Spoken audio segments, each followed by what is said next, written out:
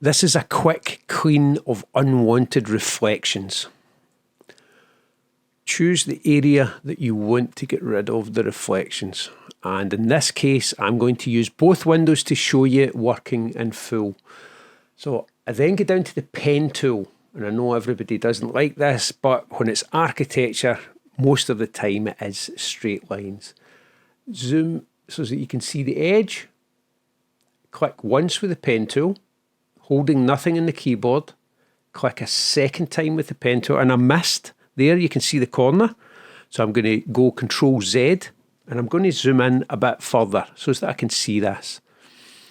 Then going to go down there. Moving over here, click there. I'm just going to click outside for this because I don't need it to do anything.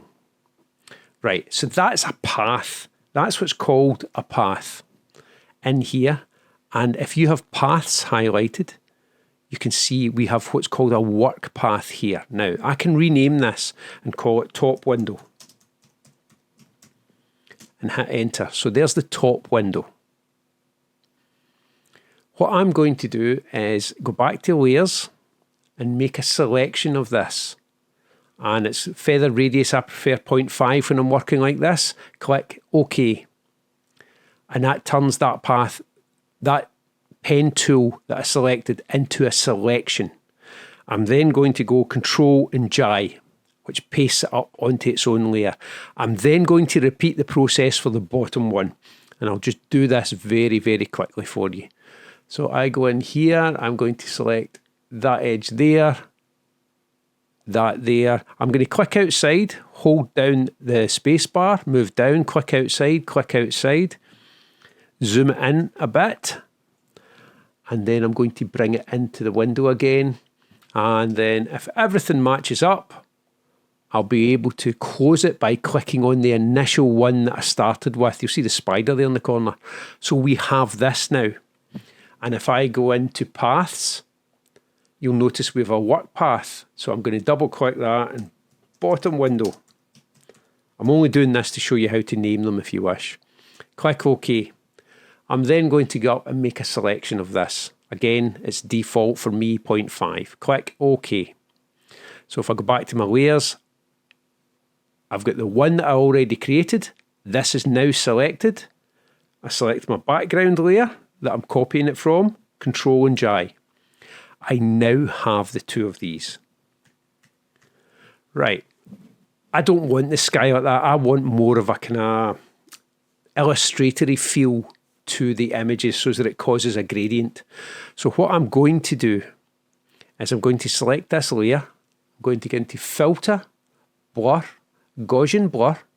I'm going to choose the amount that I want, and even with that there, I'm not worrying about it, or that there, because of what we're going to do next. So I'm going for 202. I could take it even further and take it right up to there, but that's too much. So I'm going to go for about 202 with this image there. Let's go there. Right, okay. And I'm going to click OK. That's already a default setting now for the Gaussian blur, so I'm going to take this one, and I'm going to see what it's like at the same default setting. Filter, Gaussian blur. Yep, that'll work for me. So that's just been handy in this case. Back up to my top layer. Control T. Grab a corner, drag it right out like that. I'm going to take it to the furthest edge of this image in this case. Right, I quite like the bit up in the corner. Click OK. Now I'm going to get into my paths. And we have the top window here, and I can see the selection that I've already made. If I go on to that, highlight it, and right click, I can make a selection. Again, my default is 0.5. You work with whatever you want. Click OK. So I now have a selection made. I'm going to jump back to my layers. And it's that bit there that's selected. I normally just do this. Select inverse so that my window is no longer selected, and hit the backspace key. And then go Control D for deselect. So I now have a soft edge in there. I then repeat the process with the bottom layer. So I'll zoom out so that you can see this. Zoom out, sorry. And then Control T. And I scale this one up, ensuring that it covers everything here. So just do, for example, that, to show you this as an example. You'll begin to refine it yourself when you do it. Go into Paths, go into the bottom window, select the bottom window layer, right click, make selection, click OK. There's a selection made. Go back to layers. For me, I go select, inverse, backspace key, deselect. Now, if I've drawn that properly, I'll just put these two in a group for you. I'll just hold down these two in a group just to show you so that I can turn them on and off. So that's where we started. That's where we finished. It depends on what type of effect you want with your images.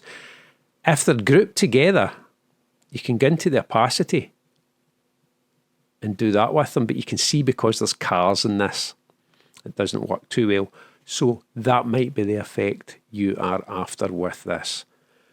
Point to note, this works really well with advertising images if there is highlights or anything in the images, and it helps soften them out. I'll show you how to do that in another video.